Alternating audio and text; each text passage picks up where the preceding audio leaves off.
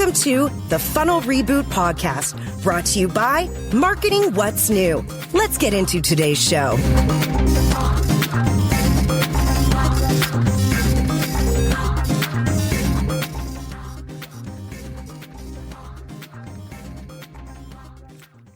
Hey, Glenn here.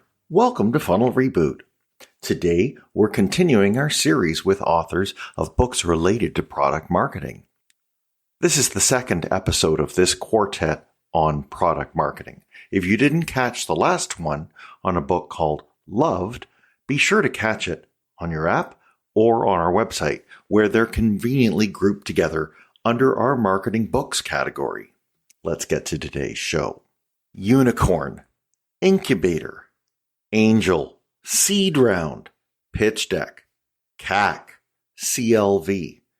These are all the buzzwords having to do with startups.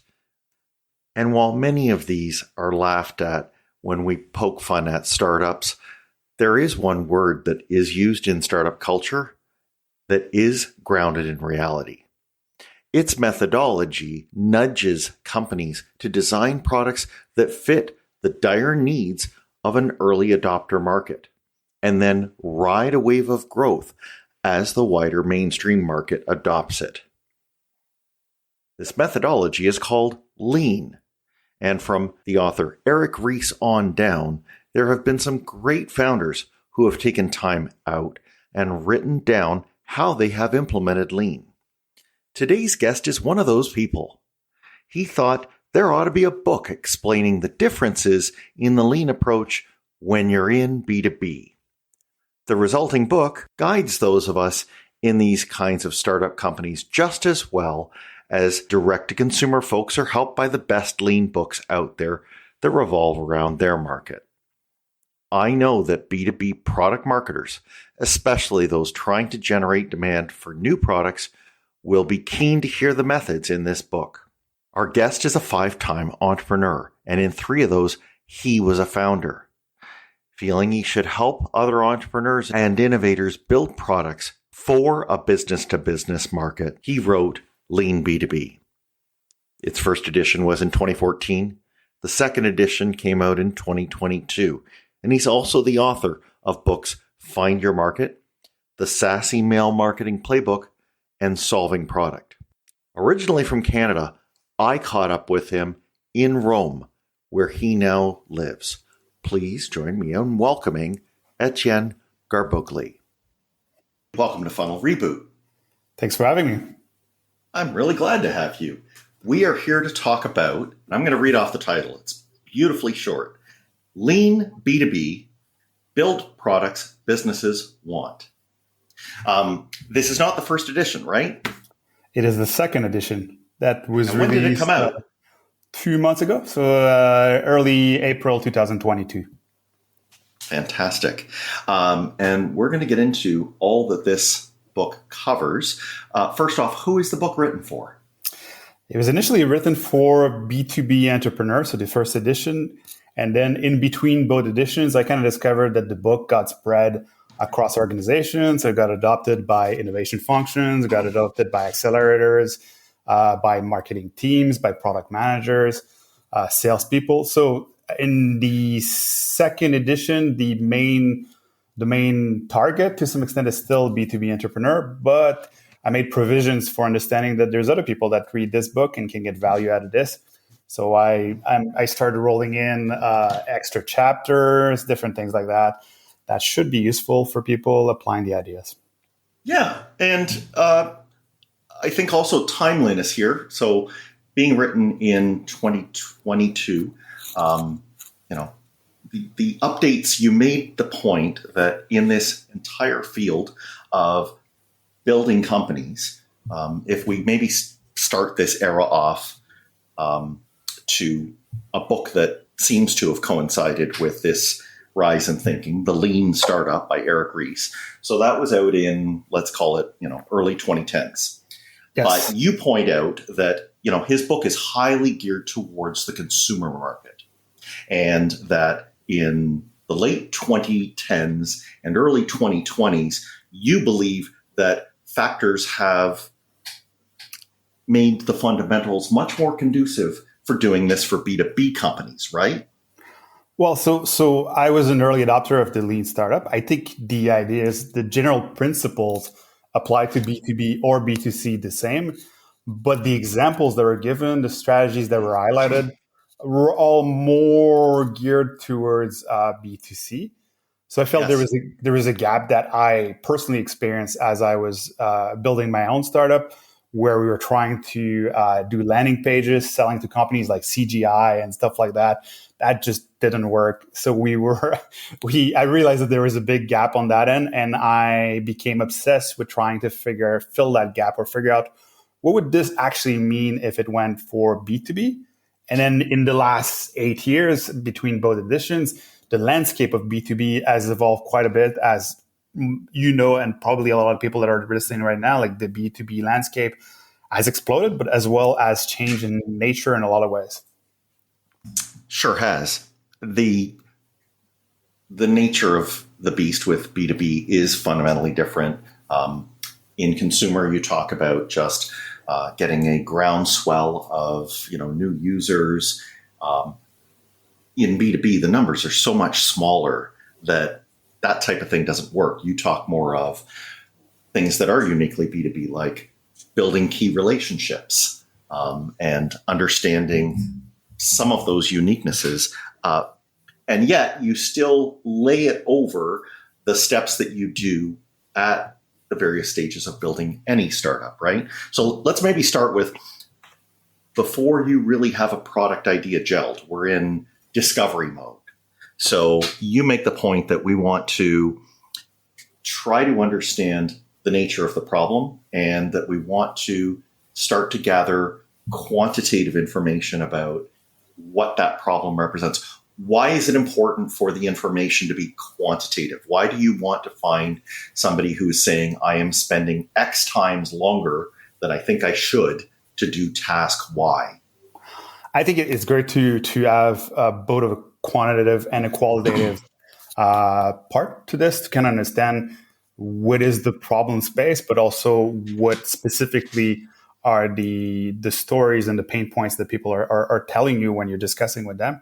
Because ultimately you're trying to kind of come at it from two different angles, where you're trying to balance out the specific problems that people are seeing in their daily lives with the overarching ROI story that you're building for the new solution that you're putting in place. So it needs to connect at different levels because ultimately you're selling to multiple stakeholders, or you're trying to help them build consensus internally so that they can make an informed decision about which solution to adopt, including the solution of a new vendor like a startup. Yeah, and you make the point that there are some things about just being a startup that pose risks for the corporate buyer. Absolutely. That right we're well down the list of choices. There was a particularly cool diagram, and I'll put it in the show notes, where from the view of the startup, the nature of the problem almost fits the entirety of the circle of somebody's work.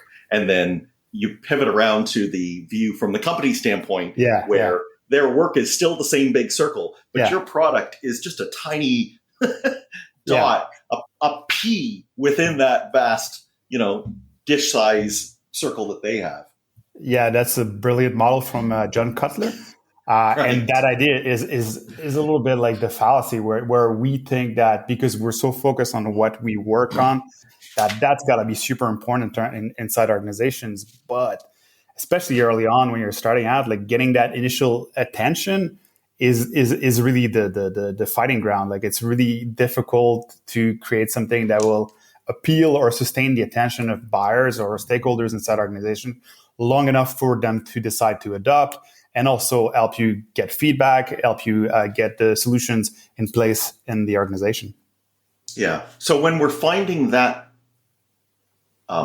particular job that our startup can build around, and this is layered heavily into the Clayton Christensen jobs to be done framework. Yes. You say we have to know how important the job is. You point out that not all problems are the same for a company. Some problems they have let go for years. Other problems are figuratively like their hair is on fire, and that has to be solved this second. Yeah. So what you're saying is for the hair on fire problems, even though we are well down the list of options that they have, that may be an important enough problem that they overlook the other ways of addressing it, and they may take a startup on, right? Yeah, I would actually, if we're starting from that point, like I would break it down at the same point. So the job to be done can be really important or not important, and the problem based on the job to be done or the value that you're bringing forward may be important or not important. So it's a good idea to kind of look at those things separately, because it's possible that recruiting new employees is super important, but a problem based on that specific job is not that important. So by keeping both things separate, but keeping the value and the job or the task or the work that people are trying to get done in the organization, you're able to assess both and their relationship in terms of the value that's delivered for the organization. Yeah. Let's just dwell on that thing you said, because here, again, B2B people feel this all day, every day, especially when they're speaking with or working in sales. They understand the difference between the user, let's call them the influencer, and then the economic decision maker. Yeah. You actually even have another role called the change agent. Can you tell us about that? Yeah. Well, so basically you need to mobilize someone in the organizations to help you do the connection, help you connect with the different stakeholders that are part of the decision-making unit, the jury, the team that will be making the decision, but also help you do the internal selling, understanding as well the aspects that are important to the deal, so you can actually make progress within the organization. It's not impossible to make sales without this, but it's definitely, you need that. It's a really important part that if you're able to get someone to help you kind of put things together and move things forward, you get enough energy that you can actually push the deal through inside the organization. Yeah, and they know the organization, and some of those can be as complex as a maze. Yes. You point out that anything above, I think you say 10 people, if the organization you're selling to is any bigger than that, it's likely that there's no single individual that has decision-making power. Yeah. And you could make the argument that even under 10, depending on how it's structured, the type of personalities people have. So not all big companies act like big companies, and not all small companies act like small companies as well. One piece of content that I removed from the final edition of Lean B2B is there's also like freelancers that act like big companies. There's also people, large companies that are managed like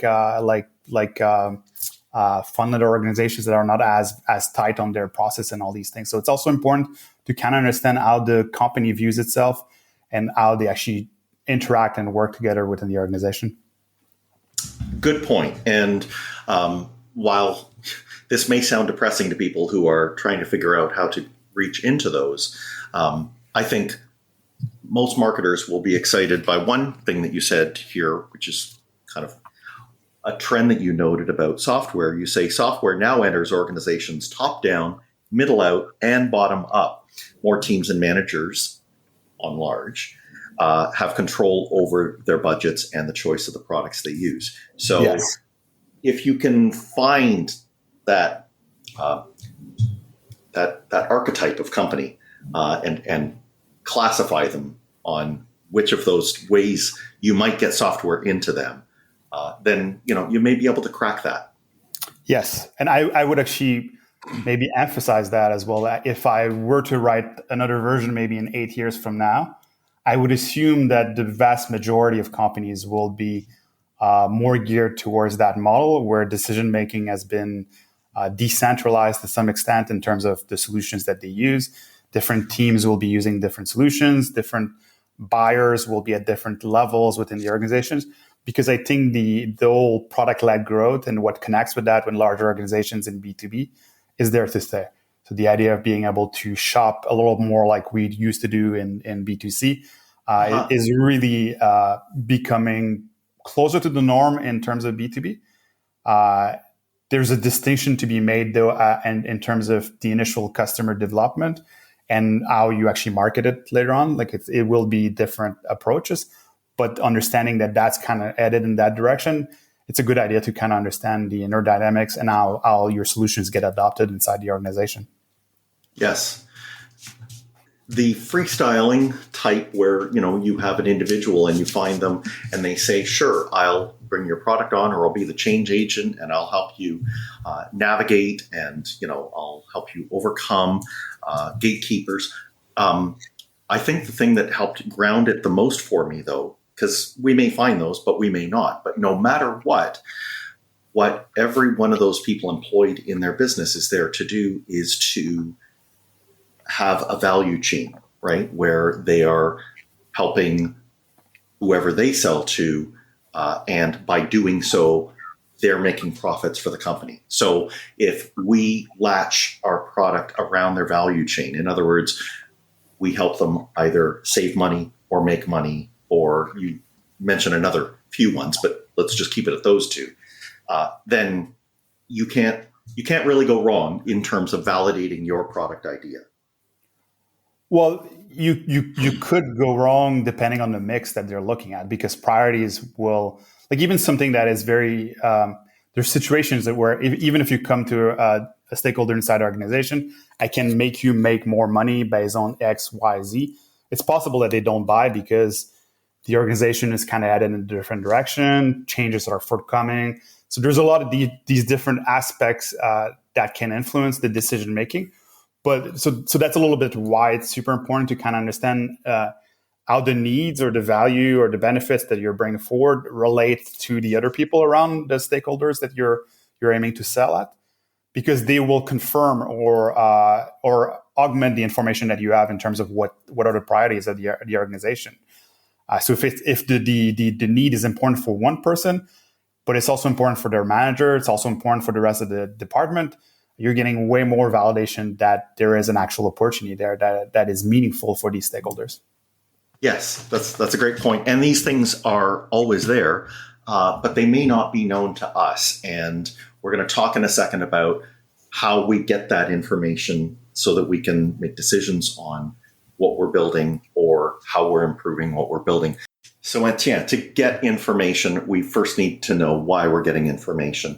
And I guess everyone who has ever attempted to build a product, and especially people who are trying to build it for B2B, have realized that you can waste a lot of time.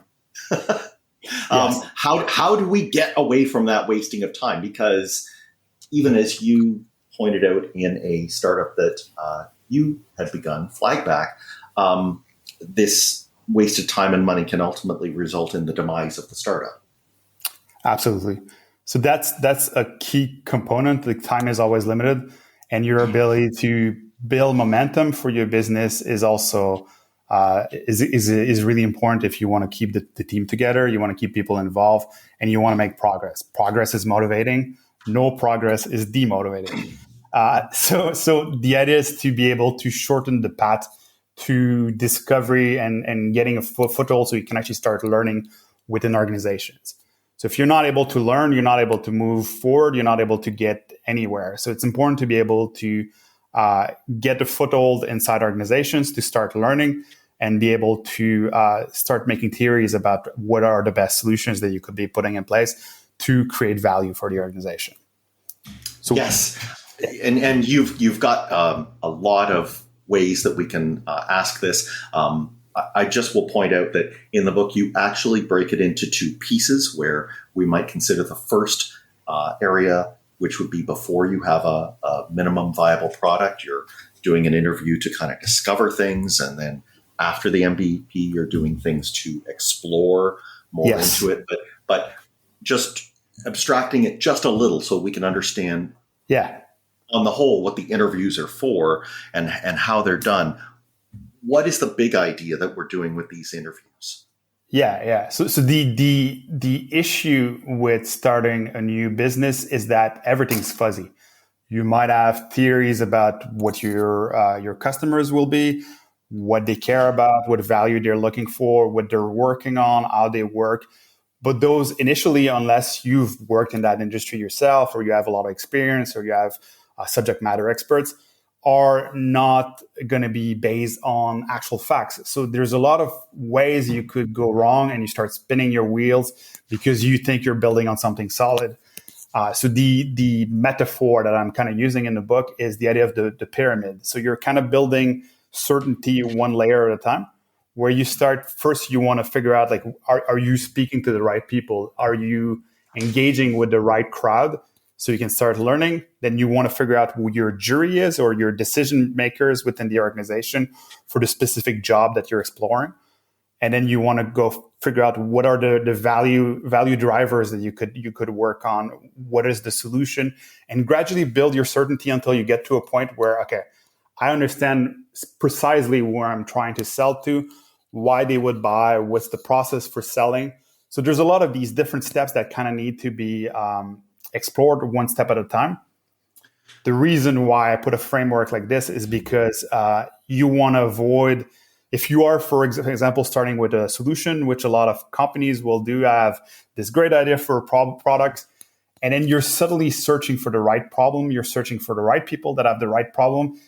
It's not impossible, but it's definitely a lot more work, because you're kind of going backwards, where I have this solution that I assume is valuable. Now I need to figure out why it's valuable and to whom it's valuable. I've done that before. It's a lot of work. It's feasible, but that's not the best way to start. It's better to really understand the landscape and then figure out what the opportunities are, because a big thing that people neglect is the serendipity aspect. A lot of companies will start exploring, but they will figure out something that is way more valuable than what they initially anticipated. Right. And that's if you look at a lot of startup successes, that tends to be a lot of the big startup success come from people discovering things that they didn't even know existed initially.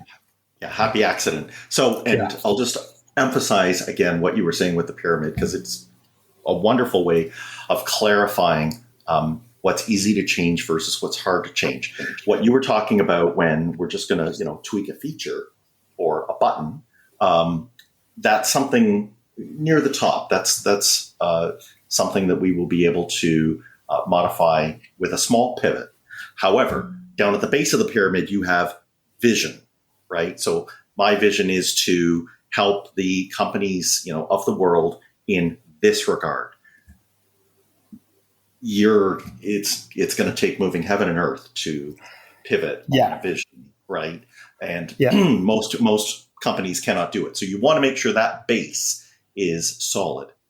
But above that, it gets progressively simpler to incorporate information from interviews and to tweak. I'm taking a moment to talk about the soon-to-be retired Google Universal Analytics, or UA, which affects almost every marketer with a website. Anyone who's seen it can tell that the new Google Analytics product is missing a lot of UA reports. You may think you're stuck using the GA4 interface to make them, but there's another way Google is giving you your data. They provide access to it as raw data in Google Cloud, and once in there, it can feed reports and even be merged with your other marketing data in a dashboard. You'll be able to show your company the impact that marketing has on revenue and profit. You know your data best. That's why you're the best person to set this up. But you don't have to do it alone. I've reduced the process down to something marketers can do inside of a 2-day workshop. Whether you've installed Google Analytics 4 or not, this will fully migrate all of your old UA settings and get you implemented on Google's stack of database and dashboard tools. In early 2023, the in-person GA Fast Forward workshops will happen in Ottawa, Kingston, Montreal, as well as across upstate New York and Vermont. You can go now and see registration details or get notified when it's happening in your area. Just go to gafastforward.com, spelled as you'd say it, or GAFast, the number 4, then WARD. Let's get back to the conversation. I think the big concern with the vision is, for example, if you and your partners, because startups or companies are human endeavor. So you're working with other people. So once you've convinced people to work on something, and then you've made progress in a direction, coming to your partners and saying, we need to change the vision that we had initially, suddenly everybody's reconsidering their commitment to the company. So you might end up in a situation where you lose your marketer, you lose your developer, and then you just lose 6 months because everybody needs to be retrained and understand the company. So no matter what kind of company you're looking at, changing the vision completely at some point is never a really easy or smooth process. Yes. And the determinant of how we're going to get this, and this is where anyone who's got a product marketing manager title, I think will perk up, is when you're starting to show a minimum viable product to an audience, because what you're starting to get there is a commitment out of them. But I think you need to explain, this is not a sales call necessarily. Can you explain what you mean by a commitment from some of these early interested potential users? Yeah, because so a big reason why I rewrote the book is to emphasize the fact that there's a lot of situations where people are kind of spinning their wheels. They're not necessarily making real progress. And one of these reasons is because people take the wrong commitments from prospects. So either people tell them that they're interested in their product. Interested, right? You hate that word. Yeah. I'm interested in a lot of things every day. So it doesn't mean that I'm going to be buying everything or that I'm going to be sustaining engagement with the solutions that are put afterwards. So people take signups. So people give them email addresses, and then 6 months after they get an email, and then you don't even remember what this is for. So there's a lot of different false ways to validate products, even some that are more accepted to some extent, like letter of intent. The right way to kind of move things forward is to get that initial pre-sale. So if we're talking about pre-sales, we're looking a little bit like Kickstarter, for example, in a purely like B2C mindset, where you are getting someone to give you money for something that you will be putting in place later on. So that gives you that initial commitment to at least understand that, okay, I've got a foot in. There is a relationship between the value that they are looking for and the commitment that they've made. So this is worth pushing forward. You wouldn't automatically build a full thing based on that, because that money can be cheap as well. So it could be just pocket money. Yeah, backing up here, that's an excellent point, because let's explain that in your view, and in the view of many others that are in this space, that MVP doesn't have to have spent the money to be a fully fleshed piece of software. It can be something on an Excel, right? Yes. You argue that, okay, that's probably the most abundant application on the planet. And if it can help explain what you want something to do, sure, use it. Or you mentioned some other easy templates that people can do things in. Yeah. Even just grabbing a no code, a builder and mashing something together. The point is, it's just to get them to, as you say, make that commitment. And the other important point is that it's not necessarily a pricing discussion. So take me into that. You mentioned, for example, a person who was building software for drugstore chains, and price, like unit price of the product, never even came into that. Help me understand that. Yeah. Well, so if I maybe take a step back, so the challenge there is there's a sequence of yes/no decisions that are happening between the first interaction with prospects, where they need to assess that you're not wasting their time. And then as you move forward, they need to assess that what you're talking about actually makes sense, that the way you're proposing it makes sense, that it's a better solution than the other things that are in place. Then as you move forward, you need to always re-emphasize that you're not wasting their time. So every interaction needs to kind of build on that promise of the value that they're seeking. So you need to initially front the idea that, okay, so this is the value that you're eventually going to get. This is what it's going to do for your organization. Now let's work closely together so we can actually get you the outcome that you're looking for.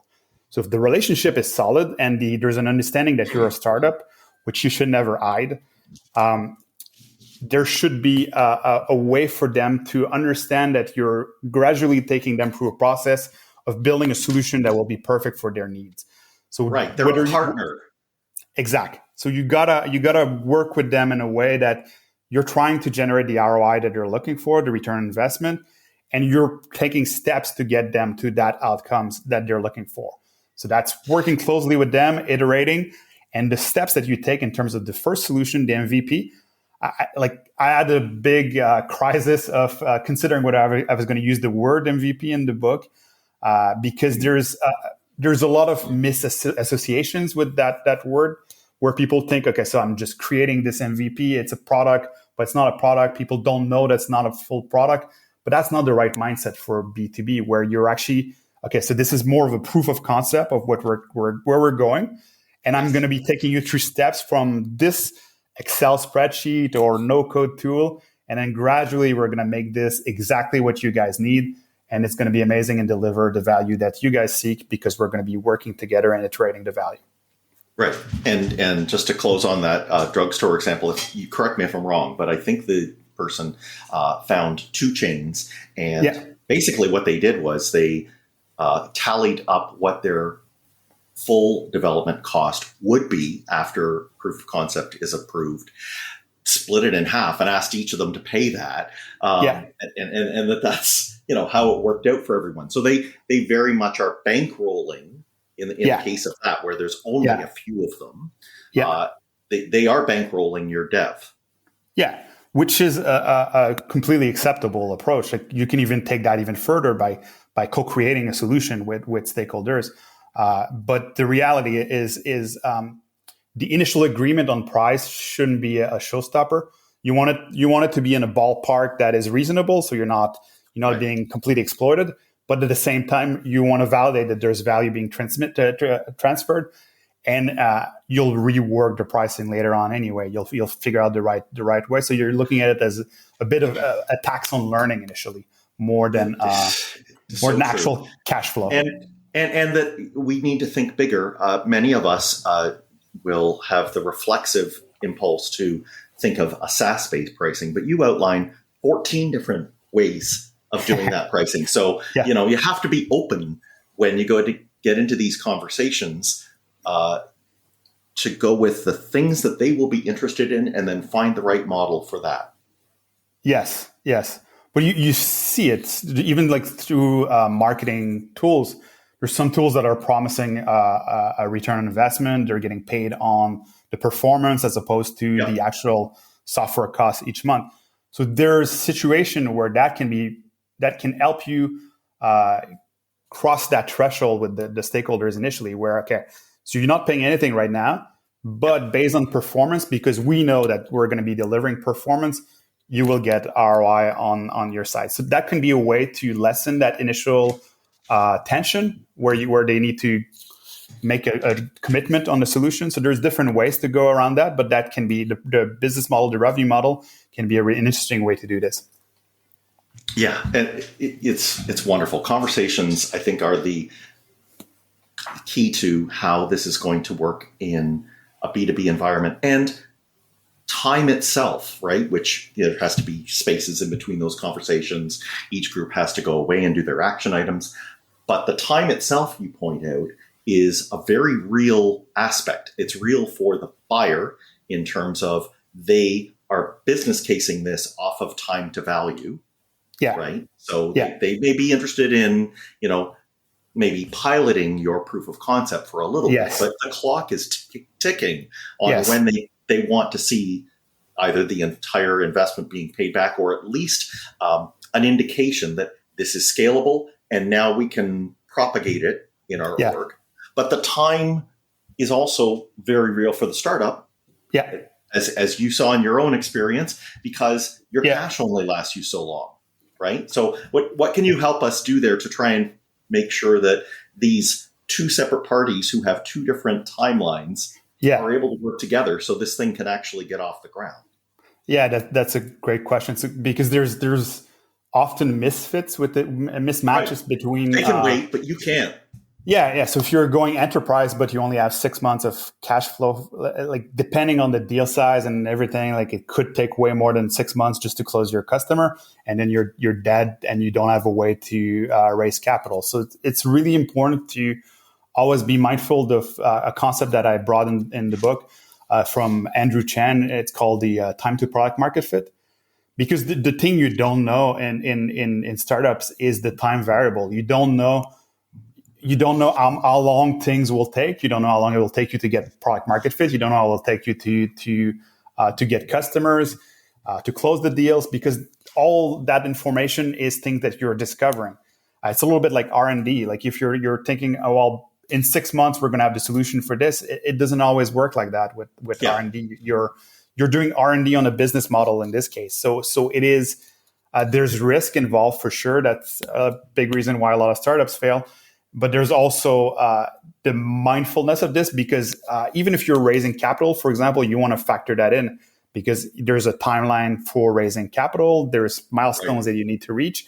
So if you're not planning ahead, you're not looking at this specifically and planning your trajectory to that outcome, you might be dead in the water, but maybe you had something really solid that would have worked 6 months after. So it's really important not to get caught between things, which have definitely happened to me. But I think that's a big part of understanding the specificness of what a startup is, because it's that race against time. And on the other end, there's only so much attention that a department can give to a vendor if it's not going to work out. You see, and that's one of the big reason why we wrote the book is there's a big change in how companies are working with vendors. Whereas before there were less vendors and it was harder to find specific solutions that do specific things. Now there's an overabundance of solutions. So it's the power dynamic has changed to some extent. So the level of patience has changed inside organizations. So I might not want to commit 6 months in working with a vendor to get a certain outcome. I might just switch to something else or change the way. So that's kind of why I was mentioning before that you really need to be reinforcing the value that you're going to be delivering at the end of the process to these customers, and find ways to shortcut that delivery of value. Yes. Is it fair to say, I think you do allude to this, that that explosion of different options, they are also things that are being contemplated by the buying organization themselves. The possibility nowadays of them hatching a little skunkworks project to try and scratch their own itch. This is something that they are looking at. Yeah. If no startup shows at their doorstep, right? Yeah, the buying patterns have completely changed. So the same organization might actually be buying multiple tools and just trialing them out at the same time. One of the data points that came out the last few years is they were talking about how CIOs and enterprises think that they have maybe 40 different solutions in their companies, but in reality, they have like 700 something. So there's a lot of people that are trying things, or they're testing things to get different outcomes. They may not be buying them, but they're actually all the time they're trying new things. They're trying different approaches to get better outcomes, better results.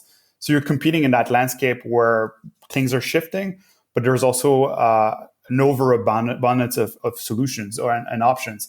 So you need to kind of think in that mindset, how you actually find that initial adoption and capture that interest with the stakeholders inside organizations.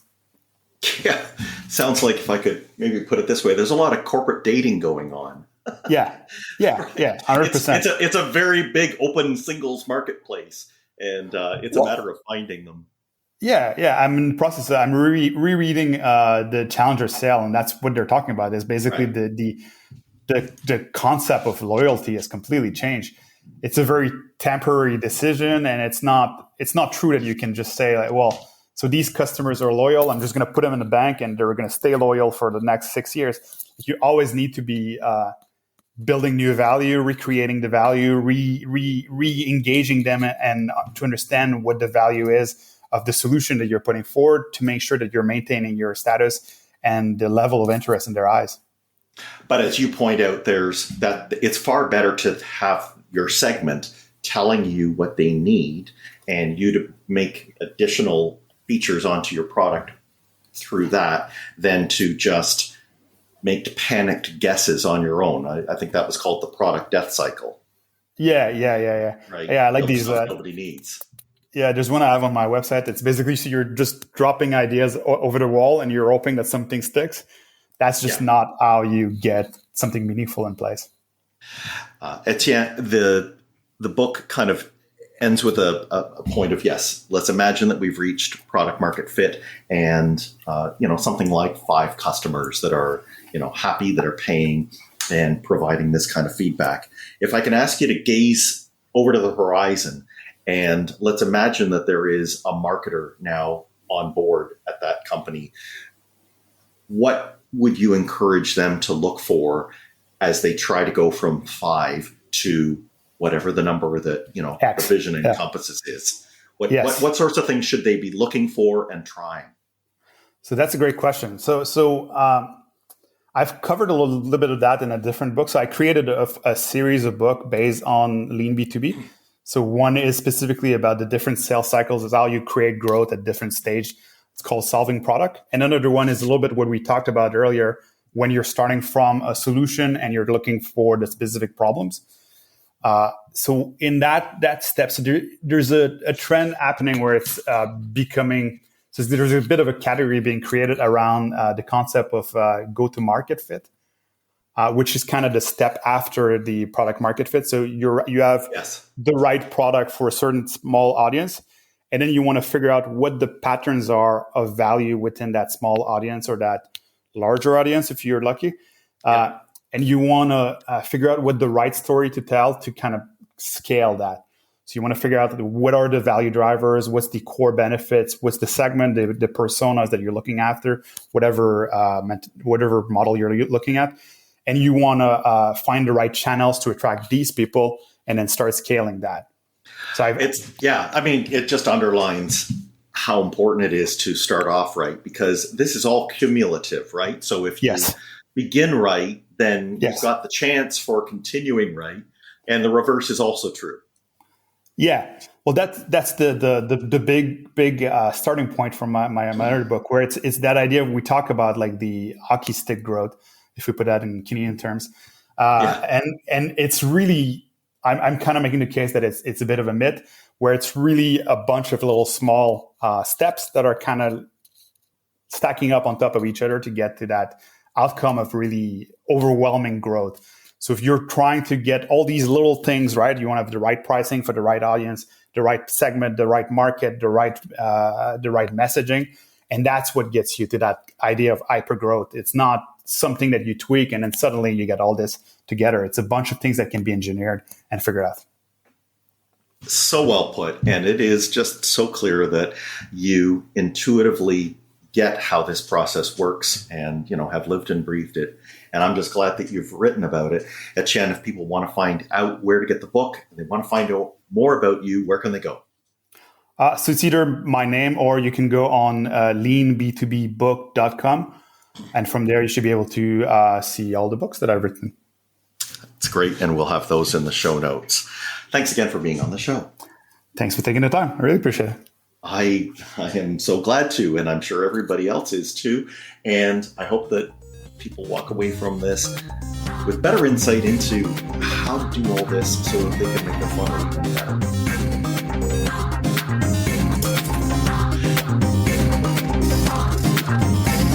Thanks for listening. Follow the show on Twitter @Funnel Reboot. If you like what you have heard today, please consider leaving a review wherever you get your podcasts.